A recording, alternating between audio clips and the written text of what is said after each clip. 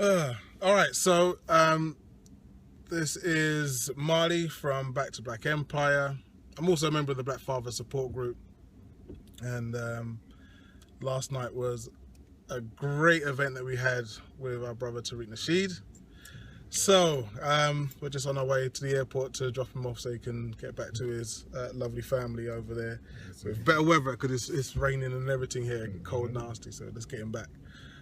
So first of all, thank you, sir. Man, I appreciate it, man. Thank you for down, having me come out, and thank you, Sister Angie, back there in the back seat. More than welcome. Yeah.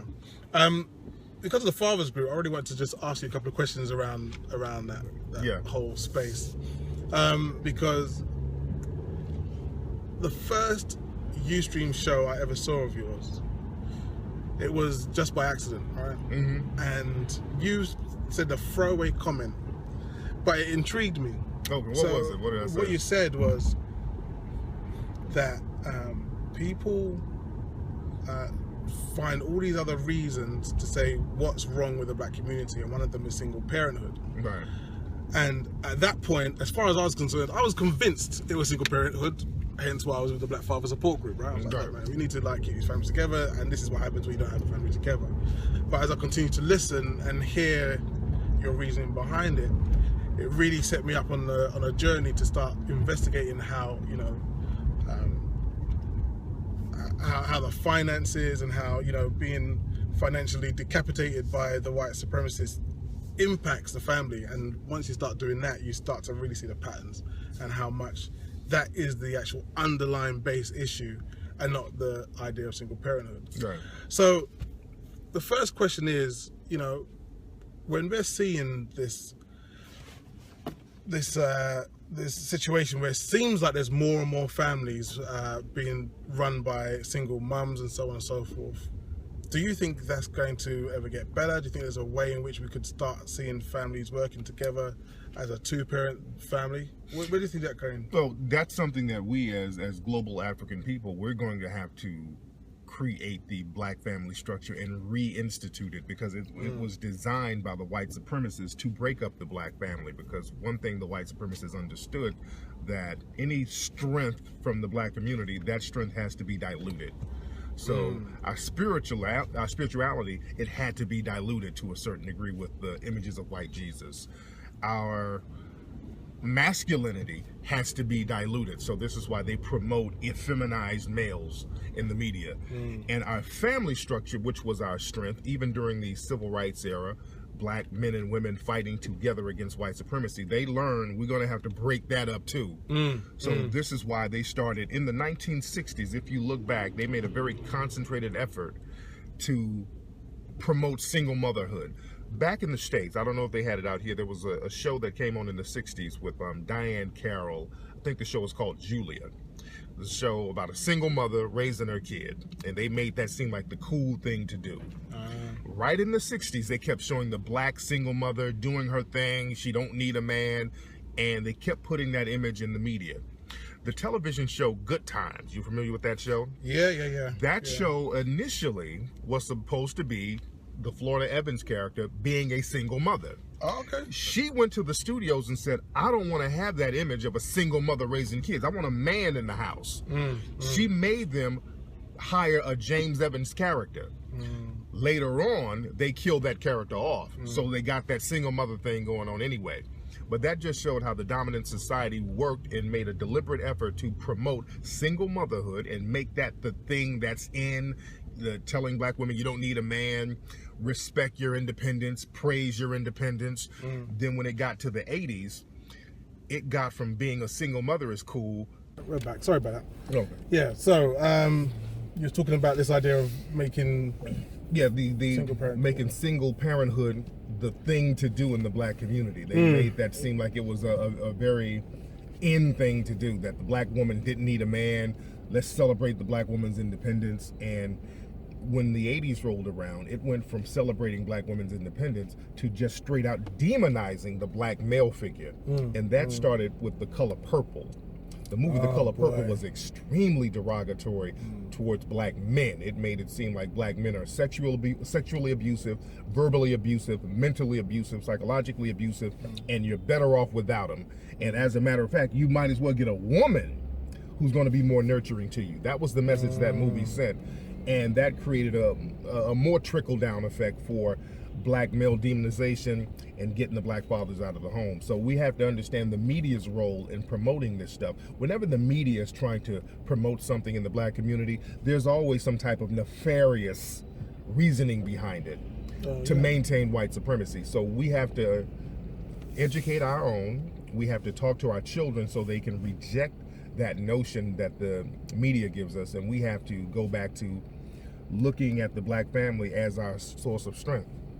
You know, it's interesting that you said that. There was something I saw that I noticed where, you know, when Beyonce was you know, getting big with her group Destiny's Child, you know, people were celebrating, you know, how she was this strong, black, fierce female.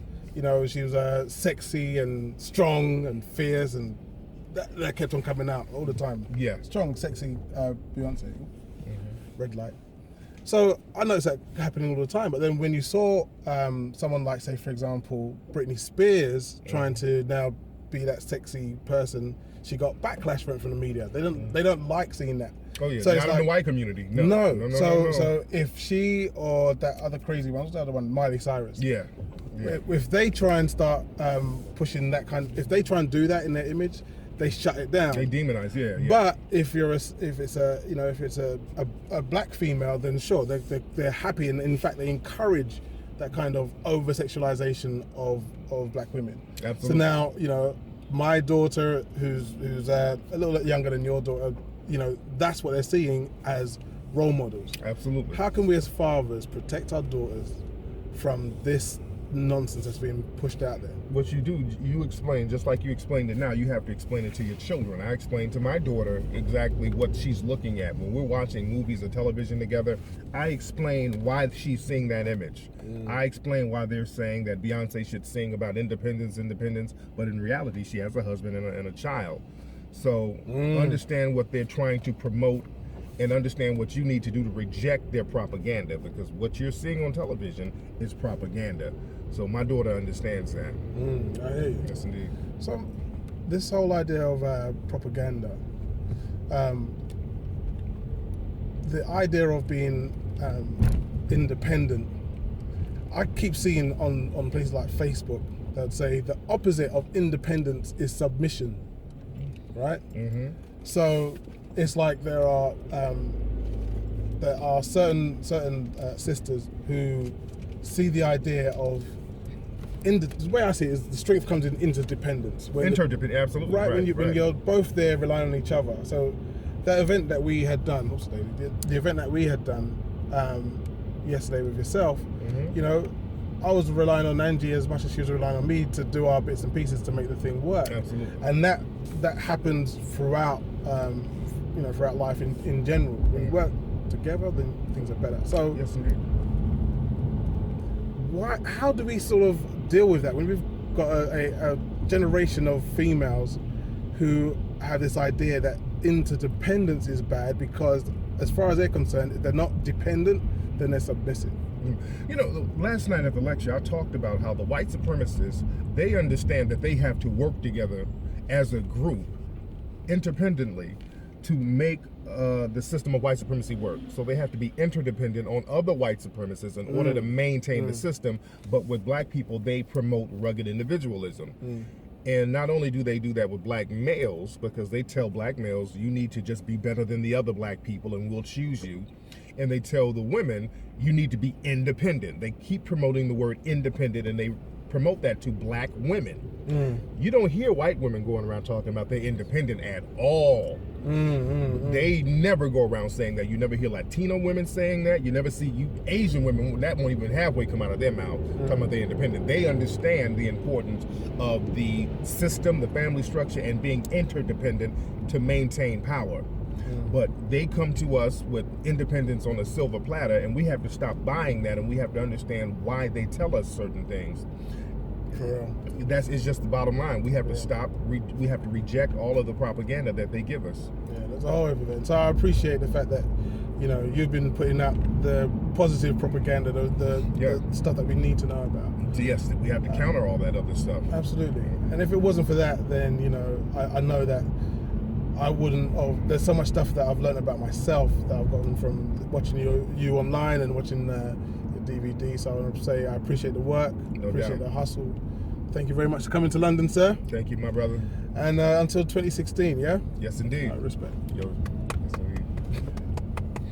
Yeah, stop that.